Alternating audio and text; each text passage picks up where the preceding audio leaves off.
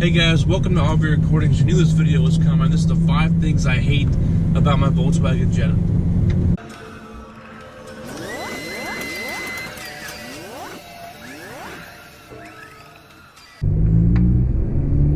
Alright, so the first thing I hate about my Volkswagen Jetta is now this is not in any particular order.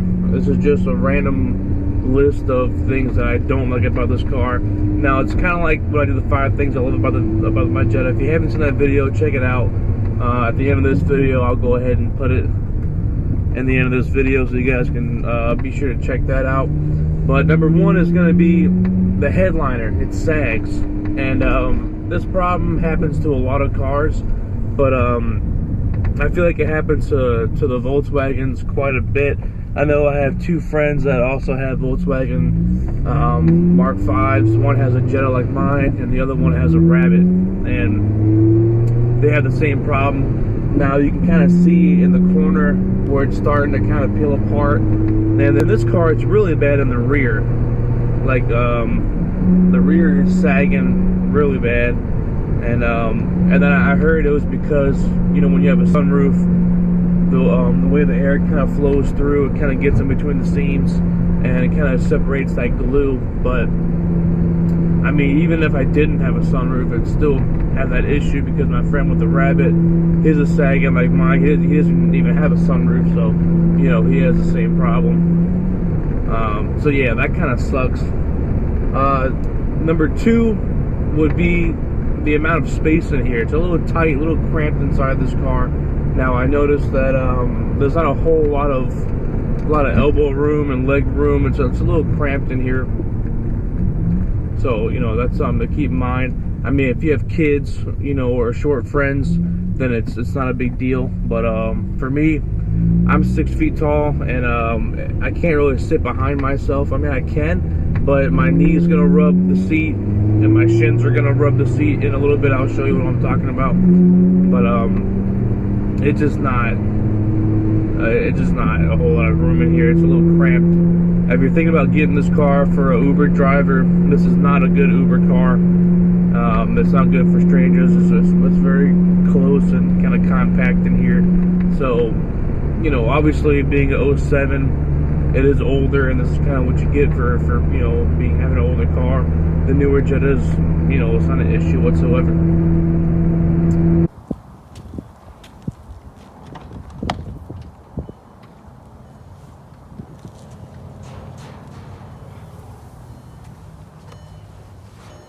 Alright, so as you can see, this is my driving position. So the seat, everything is tailored to how I drive. Go ahead and close the door real quick. So if you can kind of see in here a little bit, my knees kind of touch. It rubs over here, and it kind of rubs over here also while I'm driving. Now, it's not bad for short trips, but you know, if you're going like 2 to 3 hours away, you know, it can get quite annoying pretty easy. So yeah, let me go ahead and jump in the back so you can see the leg room. How much I got back there.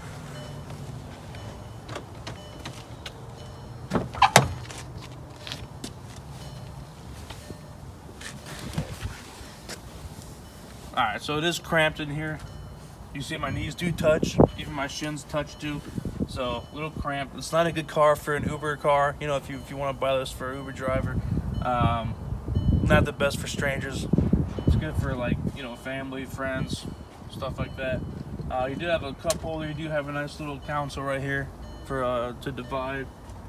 But yeah, a little cramped. And as you can see, my head right here, because the headliner sags, it's resting on my head, so not very comfortable back here. Alright, number 3. The third thing I hate about this car is the air ride suspension, the bags. Now, I know you guys are gonna hate me. What are you talking about, man? You know, at every video you're always slamming it. The bags are great, they're awesome. And I mean, the truth is they are cool, but they're just not ideal. Like, there's so many things that can go wrong, and it's not really worth it to do that to your car in an everyday daily driver. This is my daily. You know, I rely on this car to get to work. So, you know, I don't want to, you know, it's not smart to take a risk, take a chance where things can go wrong and you can be stranded somewhere. I've been pretty fortunate. I've been pretty lucky. I've never popped a bag or anything like that in the 5 years of owning the suspension. But you know, the reason why I'm saying this is because originally, before I bought the bags, you know, in my mind, I thought bags were the way to go. I thought it'd be better for everyday car, just because, you know, coilovers, you're slammed, you're lowered, and there's nothing you can do about it, you know. So I figured with air ride suspension, if I'm driving and I see a pothole, you know, I can just go ahead and hit a button and bring it up real quick. Or I can get over speed bumps, I can get on somebody's driveway, no problem. You know, and all these are great things. But the thing is, you know, the odds are when you're driving, by the time you see a speed bump, it's going to be too late, you know, or not a speed bump, but like I don't know, something on the road or a pothole, you know, by then it's going to be too late. You have to try to find the remote real quick, you know, and things just happen too quick for you to be able to react, unless you just have the remote on your lap the whole time, which I don't. And the thing is, like, and people always think, well, you know, no big deal, man. You can just, you know, raise it all the way up and drive and not worry about anything. But the truth is, now, I don't know if this is true for everyone's setup or just my setup. But, because I went expensive. I paid $3,000 for the bags, mainly because I bought the most expensive bags on the market. I bought the Performance Series, which is really good bags. There's, like, the Slam Series, Performance Series. And the reason why I got Performance is because I wanted something more than just a show car. You know, I didn't want to just, you know, slam it. You know, I wanted to perform, you know, and be my everyday car. But I went kind of cheap with the management. So I have the basic analog management, the controllers right here. You know, it's pretty, there's no like preset or nothing like that. I don't know if you can see it. But yeah, there's no preset. It's all just basic functions. But, you know, anyway, when driving this car lowered, it drives great. I love it. You know, it's driving really good right now. It's not bouncy. I mean, it's a little bouncy, but, you know, it's bags. What do you expect? You know, that's one of the things, like, if you're driving this car on perfect roads, nice and smooth, you won't even know that I'm on air. It just feels great. It hugs the road, you know, has really good road feel.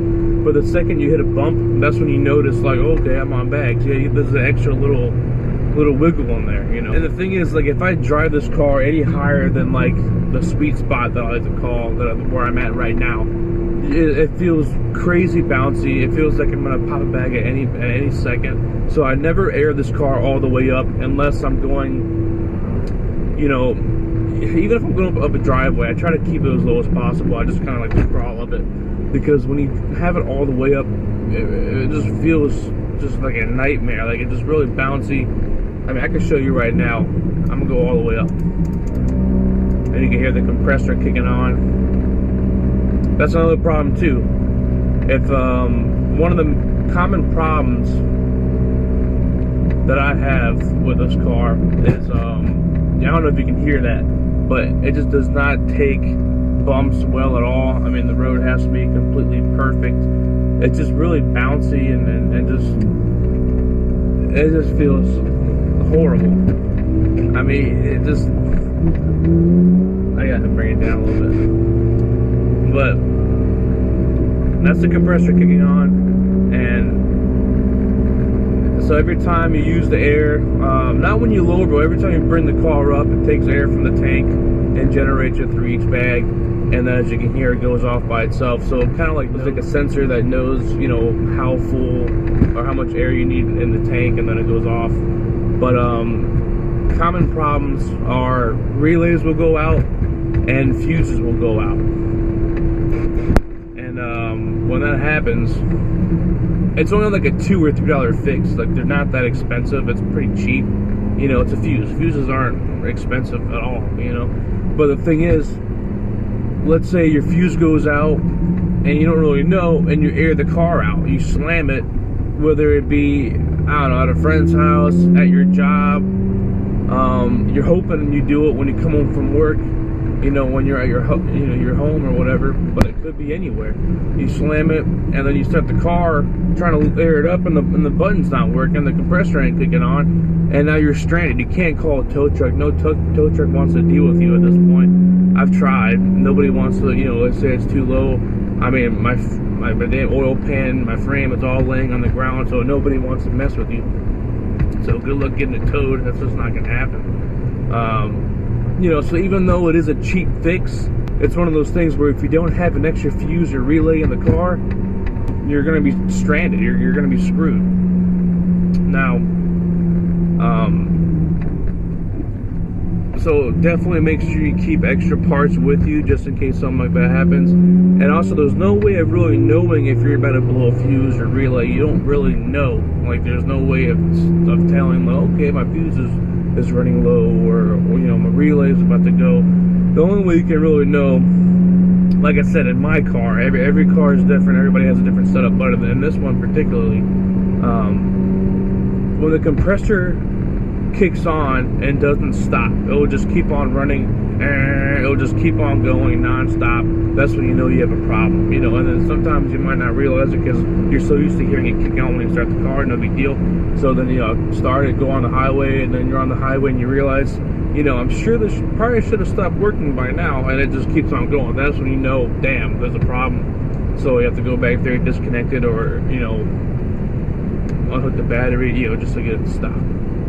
So, you know, that's a bit of an issue. Like I said, it's a cheap fix, but it's one of those things that it's just like, you know, for an everyday car, you shouldn't have to worry about stuff like that. It's just not worth it. Alright, number 4. The fourth thing I hate about this car is going to be the AWE exhaust. Alright, my exhaust. And I know a lot of you guys are going to be like, what are you talking about, man? The exhaust is the best part about your car. And yes, I agree, the exhaust is the best part about this car. You know, I love this engine, 2.5 liter, 5-cylinder. You know, it's a very, kind of a rare engine. You can't really get a 5-cylinder anywhere. I don't think anybody even sells one. It's either a 4-cylinder, 6, or a V8. I think the only option you can get right now is an Audi RS3, which sounds amazing, by the way. It's also a 5-cylinder, 2.5 liter turbo, and it just sounds absolutely amazing. So the RS3 and also the Audi TT-RS. That's pretty much it. But anyway, so I love, you know, the sound, but the exhaust is one of those things where, you know, for like an everyday car, it's just like, it's just too loud. It's loud all the time, and it's just like, I'm sure you can hear during this whole video, I'm trying to speak up because I gotta talk over my exhaust. So, you know, this goes back to me saying before, if you're buying this for, you know, for an Uber driver or whatever, you know, keep that in mind. If you know, you don't want a loud exhaust like this. And, you know, having it for an everyday car, it's very droney and it's loud, and people want to race you a lot, and it's just like, it's just kind of annoying because it's like, the car is obviously not fast. I mean, it's a very slow car. I mean, it's a Jetta, what do you expect, but it's like people want to kind of test you out or whatever, and, you know, because it's so loud, and surprisingly, it's not really a cop magnet. I never really had any problems with police trying to, you know, pull me over a lot or anything like that. You know, I don't want to jinx it, but I haven't really had any problems with that. I mean, I did get a ticket one time, but I was speeding, so that's on me. But, you know, being here right now, I mean, it just, I mean, it's, like I said, you know, the exhaust and the air ride suspension, they're both kind of love-hate relationships I have with this car. You know, I love it and I hate it at the same time. You know, I don't know, it's just one of those things where it's just something you just have to deal with. The majority of the time, the suspension I hate. The majority of the time I hate the air ride suspension. I'm over it. I would never do this ever again. Horrible idea. I mean, right now it's like bouncy as shit, and it sounds horrible. Now I think I need to go a little lower because, alright. So yeah, the lower you are, the better it drives. But anyway, talking about the exhaust right now, you know, and it's so loud where it kind of vibrates in here a little bit because the exhaust is so loud. And it sounds really good, but for an everyday car, it's just a little too much. You know, I mean, it's fun when you want it to be. I know I show it off a lot in the videos I make, but for everyday use, just driving to work and back, you know, my neighbors hate me from, you know, waking up early in the morning, starting the car, or coming home late at night. I mean, you just can't really hide this thing. Let's really loud. Alright, number 5. Now, it was really hard to think of 5 reasons why I hate this car, because my previous video I made, the 5 things I love, you know, 5 just sounds better than 4, so I try to come up with a 5th thing just to have a better ring to it, but it was tough to find a 5th thing. There's a lot of things I could have mentioned, like the headlights. I don't like the headlights, how they fog up a lot, and I have new headlights, so it's not really an issue, but my old, the ones that came with this car, you know, they just get really foggy and then yellow and hazy. And I bought this little restoration kit that you pretty much like wet sand it and polish it, and it looked good for about 2 weeks, and it came right back. So, you know, there really is no fix for that, I feel like, other than buying brand new headlights. And it happens to a lot of cars, you know, sun damage. Anyway, that's not even the 5th thing. The 5th thing is going to be the technology in this car, because, you know, it's an 07, so it's pretty much expected, but, you know, being that it's 2019 right now, a lot of these new cars just have so much. They have, you know, touchscreen radios, they have push-button starts, they just have, you know, Bluetooth, you know, it's something that even base cars have this. Like, this is not something crazy. This is just like, you know, just basic cars have this stuff. So, you know, I'm not talking about anything crazy, but also, like, and I know I said great things about this radio, and yes, it sounds great, but usability, the functions are very simple. You just have a, you know, 6 presets. You got your volume, you got your tuning, you know, and it's just very, you know, it's basic, whatever. Also, the steering wheel, there is no buttons whatsoever on the steering wheel. This is a very basic setup here, which I kind of like that. I kind of like the minimalist feel. It's kind of like a Porsche 911. You know, I know the not so new ones didn't have any buttons on the steering wheel, just so you can focus more on driving. You know, 2 hands on the wheel, hitting the turns, whatever. You don't have to worry about hitting a button, you know, calling somebody by accident, or turning up the radio, changing the station. You know, things you don't have to worry about. So I kind of like it in that aspect, but overall, you know, it's lacking in here, and you can definitely tell. I do have heated seats, which is a nice gesture, but, you know, the technology, and as the years go on, it definitely feels like an older car, you know, and kind of just, you feel that. But it's a 2007, so I mean, what do you expect, right? I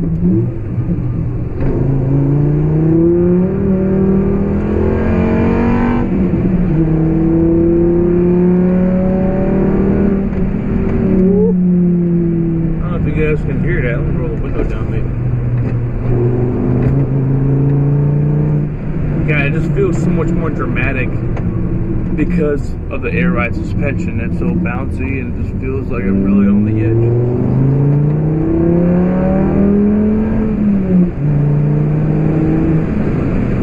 Yeah, you guys probably couldn't hear any of that, but anyway, yeah, I was really trying to find a 5th reason. I couldn't really think of a 5th reason, so, you know, technology, I guess I'll just throw that in there. But that's going to conclude the video today. I hope you guys enjoyed it. As always, thanks for watching, and stay tuned for the next video. Man, look at this, man. The gas light just came on right now. I'm telling you, this car is a money pit. Don't ever buy a Volkswagen ever. There's always something going on with this car, man. It's just not worth it. Invest into a Japanese car. Buy a Toyota.